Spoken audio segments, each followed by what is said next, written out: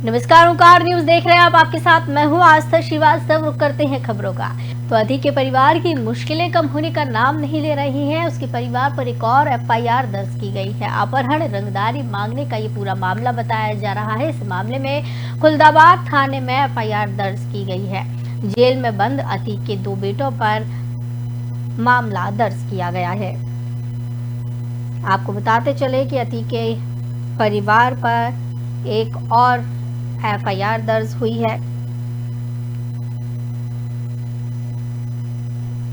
आपको बताते चले कि जेल में बंद अतीक के 2 बेटों पर मामला दर्ज किया गया है। मोहम्मद मुस्लिम ने इस एफआईआर में इन सभी पर 15 करोड़ रुपए की प्रॉपर्टी नहीं देने, अपहरण कराने का आरोप इस दौरान लगाया है। साथ ही साथ जान से मारने की धमकी देने, 1 करोड़ 20 लाख रुपए की रंगदारी मांगने के भी आरोप इस दौरान लगाए गए हैं।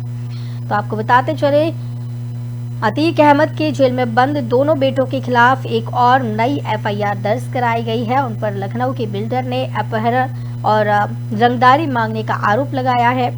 पूर्व बाहुबली सांसद अतीक अहमद के परिवार पर पुलिस का शिकंजा कसता हुआ नजर आ रहा है। प्रयागराज के खुलदाबाद थाने में अतीक अहमद के जेल में बंद दोनों बड़े बेटों के खिलाफ आपराधिक मुकदमा दर्ज करवाया गया।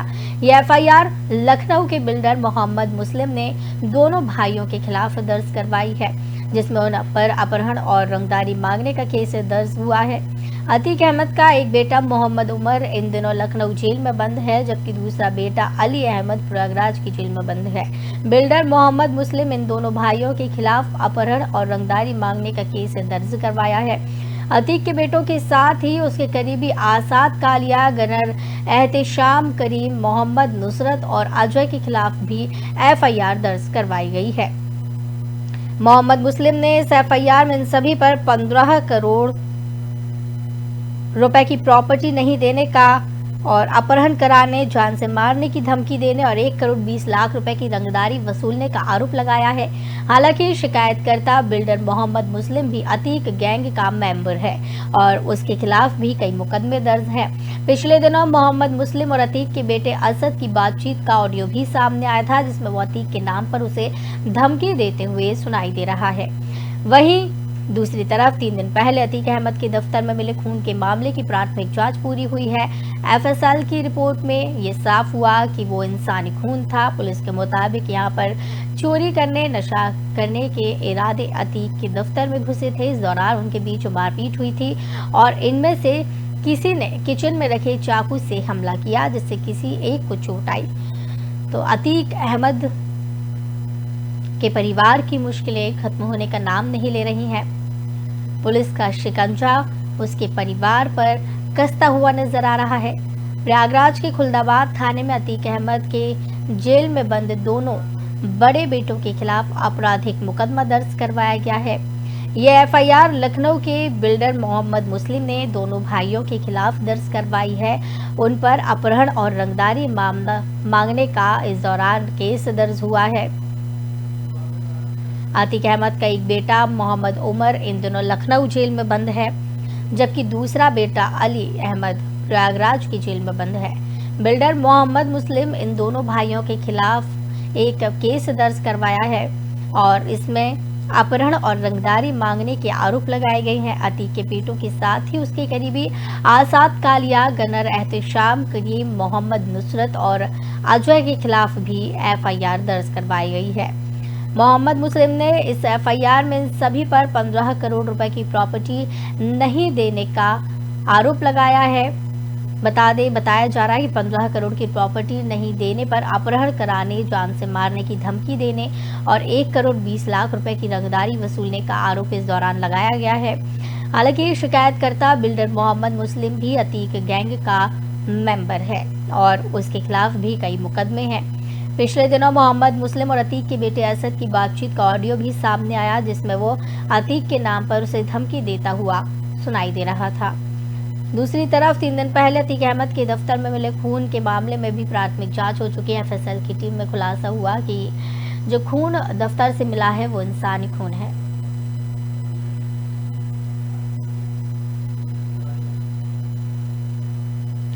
महाराजगंज जेल में बंद समाजवादी पार्टी विधायक इरफान सोलंकी की मुश्किलें और बढ़ गई हैं। जिस वकील को इरफान सोलंकी ने अपनी कानूनी मुश्किलों से बाहर निकालने का जिम्मा सौंपा था, वही उसकी नई मुश्किलों का कारण बन गया है। दरअसल सपा विधायक इरफान सोलंकी के अधिवक्ता गौरव दीक्षित ने अचानक जमीन पर कब्जे के लिए एक मामले में इरफान सोलंकी की जमानत अर्जी एडीजे कोर्ट से वापस ले ली। अगले दिन गौरव दीक्षित ने जज से मौखिक रूप से कारण बताते हुए कहा कि अब अपनी जेब से केस लड़ना उनके लिए संभव नहीं है। तो बता दें कि इरफान रिजवान की मुश्किलें बढ़ती हुई नजर आ रही हैं।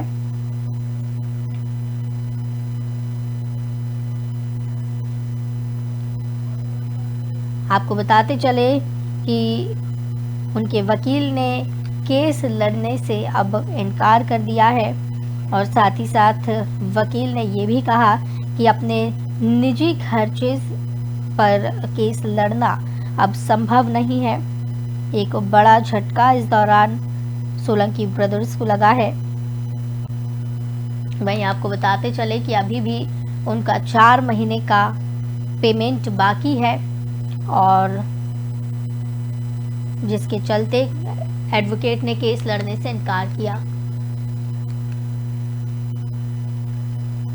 इस खबर पर ज्यादा जानकारी के लिए कानपुर से संवाददाता अकील खान हमारे साथ जुड़े हुए हैं। अकील, इरफान मुश्किलें लगातार बढ़ती जा रही है। सोलंकी ब्रदर्स जिस तरीके से अपने एडवोकेट के साथ व्यवहार कर रहे हैं, क्योंकि यही एडवोकेट है जिसने तमाम मामलों से उन्हें बचाया है और उसके साथ फिर इस तरीके से व्यवहार करना, क्या कुछ पूरा मामला है, क्या इसकी पूरी जानकारी है? देखिए, जो अधिवक्ता है गौरव दीक्षित, ये काफी पुराने अधिवक्ता और कई सालों से इनके संबंध थे इरफान सोलंकी के साथ और ज्यादातर से बताया जा रहा है कि 4 महीने का पेमेंट अभी भी बाकी है और इस दौरान साफ वकील की तरफ से कहा गया है कि अब जो उनकी स्थिति है, आर्थिक स्थिति है, वो भी कमजोर होती हुई नजर आ रही है। तो 4 महीने से वकील ने आवाज क्यों नहीं उठाई? 4 महीने से क्यों वो बिना पेमेंट के केस लड़ते रहे? देखिए, इसमें अगर कैनिंसा से सामने निकल के आ रहे हैं, जिसमें दूसरे लॉयर को खड़ा करना भी स्पष्ट हो रहा है कि जब दूसरे वकील इरफान सोलंकी के पक्ष में खड़े हुए तो कहीं ना कहीं ये बात जो है, जो गौरव दीक्षित थे, उनको नागवार गुजरी कि इतने महीनों से जो हम काम कर रहे हैं और उसको लेकर के कि अब दूसरे वकीलों को खड़ा कर दिया गया। इस बात को लेकर काफी नाराजगी उनको देखने को मिली। जब उन्होंने दूसरे लॉयर को सामने खड़ा देखा तो फिर सीधे तौर पर इन्होंने पैसे मांगना उस पक्ष से शुरू कर दिया और ये सारा मामला तभी खड़ा हुआ है जब दूसरे वकील सामने इरफान सोलंकी के पक्ष में खड़े हो गए थे, तभी से पूरा मामला प्रकाश में आने लगा। इसके पहले ये जो अधिवक्ता थे, इसके पहले इन्होंने कोई एप्लीकेशन नहीं दी थी और पूरी तरीके से ईमानदारी से काम कर रहे थे।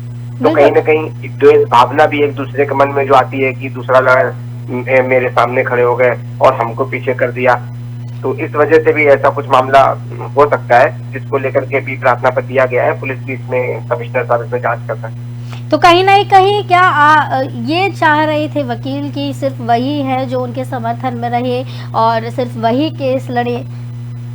जी बिल्कुल, सीधे तौर पे तो यही मानना है, क्योंकि इतने महीनों से जब ये केस लड़ते चले आ रहे थे और पैसे की कोई बात नहीं हुई और कई सारे केस इन्होंने जिताए भी, तो जाहिर तौर पे कि इनका संबंध बहुत अच्छे रहे होंगे और इनको पेमेंट वगैरह भी मिलता रहा होगा जी। लेकिन अचानक से 32 लाख रुपए का एक साथ पेमेंट निकाल देना 4 महीने में जी, तो ये कहीं ना कहीं अलग दूसरे तरीके से साझा कर रहा है। और जो 2 लॉयर जो काफी वरिष्ठ लॉयर बताए जा रहे हैं, रिजवी साहब हैं, कलीम साहब हैं, तो वो भी काफी सीनियर से लॉयर है यहाँ पे कानपुर कोर्ट में, तो उनका सामने खड़ा होना भी ये संकेत देता है कि ये बात जो अधिवक्ता गौरव दीक्षित थे उनको ठीक नहीं लगी। अखिल, तो जिस तरीके से 4 महीने में ये 32 लाख रुपए का पेमेंट बता रहे हैं, किस तरीके से इसको आंका जा सकते हैं? क्योंकि अगर देखा जाए तो काफी सीनियर वकील की भी अगर फीस देखें तो महीने में ज्यादा से ज्यादा 4 लाख रुपए हो सकती है। इससे ज्यादा किस हिसाब से ये पेमेंट 32 लाख का बताया गया है?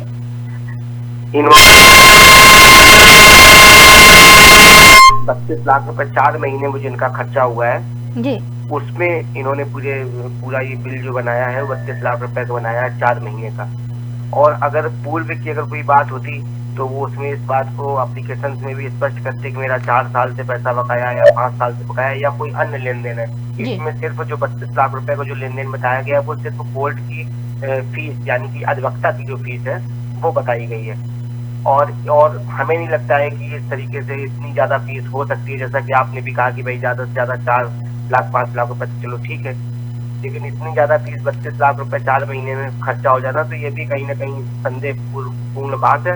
और ये सिर्फ एक मामले को एक घुमाया जा रहा है और ज्यादा कोई खास इस मामले में कोई तथ्य जो है निकल के सामने आ नहीं है। जी, चलिए बहुत बहुत धन्यवाद अकील हमारे साथ जुड़ने के लिए और ज़्यादा जानकारी के लिए।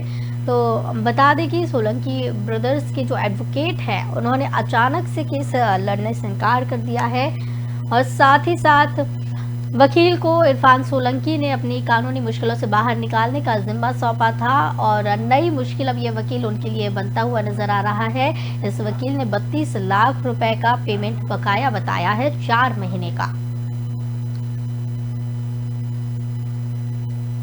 उत्तर प्रदेश राज्य सड़क परिवहन निगम यानी यूपीएसआरटीसी की ई टिकट बुकिंग वेबसाइट को हैक करने वाले हैकर्स ने 40 करोड़ बिटकॉइन की फिरौती मांगी है। साइट को हैक बुधवार को किया गया था, जिसके कारण पूरी ई टिकटिंग की व्यवस्था ध्वस्त हो गई है। किसी भी तरह से ऑनलाइन बुकिंग नहीं हो पा रही है। हैकर्स का कहना है कि अगर 2 दिन में 40 करोड़ बिटकॉइन नहीं दिए गए तो 2 गुना 80 करोड़ कर दिया जाएगा। मामले में परिवहन निगम के जीएमआईटी यजुवेंद्र सिंह ने साइबर क्राइम थाने में एफआईआर दर्ज करवाई है। बताया जा रहा है कि अब इसे पूरी तरह से बहाल करने में लगभग 10 दिनों का समय लग सकता है।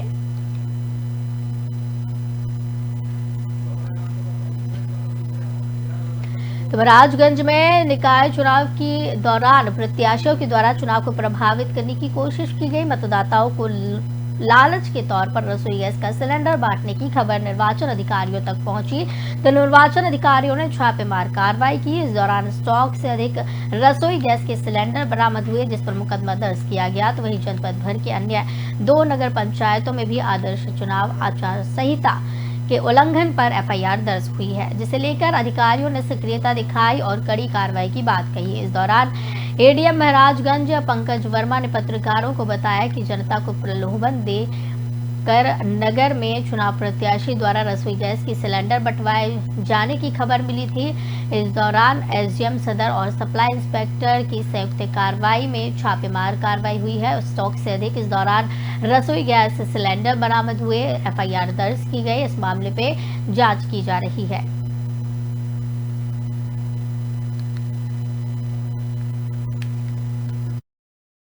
महाराजगंज की महाराजगंज सदर नगर पालिका के चुनाव प्रचार में अभी शिकायत आई थी कल कि किसी प्रत्याशी के द्वारा निःशुल्क गैस सिलेंडर बांटे जा रहे हैं मतदाताओं को प्रलोभन देने के उद्देश्य से। एसडीएम सदर को और सप्लाई की पूरी टीम को भेजा गया।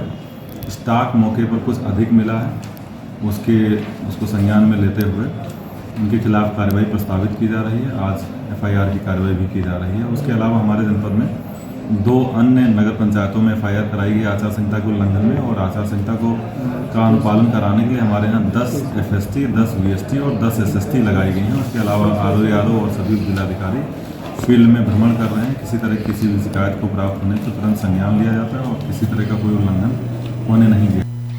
प्रतापगढ़ जिले की कुंडा नगर पंचायत में बीजेपी का परचम लहराते हुए नजर आया। पहली बार कुंडा में बीजेपी का दमखम नजर आया। बीजेपी प्रत्याशी डॉक्टर सुमन साहू के समर्थन में वरिष्ठ पत्रकार विनोद मिश्रा ने ताल ठोकी है। बीजेपी का दिनों दिन कुंडा में लगातार ग्राफ बढ़ रहा है।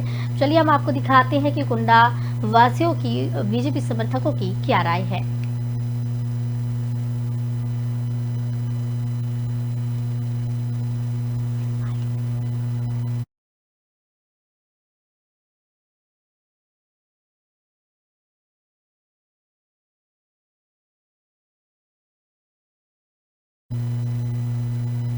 सुल्तानपुर में करीब 2 हफ्ते पहले हुई बीमार लेखपाल की मौत का मामला तूल पकड़ने लगा है। अपना दल एस के जिलाध्यक्ष ने इस मामले में सीधे एसडीएम जयसिंहपुर को कटघरे में खड़ा करते हुए जिलाधिकारी से शिकायत कर उनके खिलाफ कार्रवाई की मांग की है।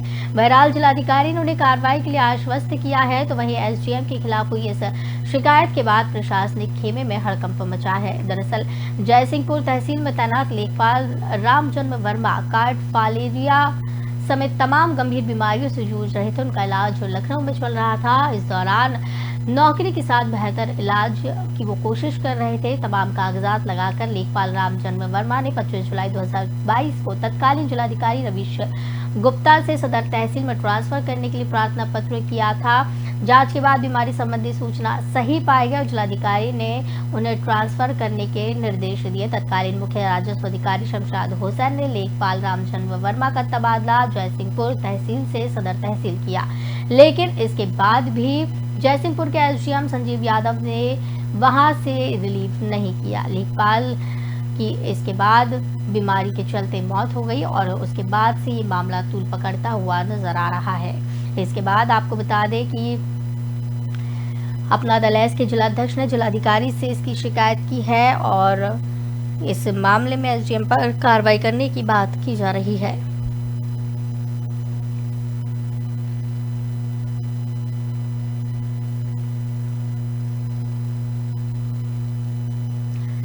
तो इस बुलेटिन में फिलहाल इतना ही। मुझे दीजिए इजाजत। नमस्कार।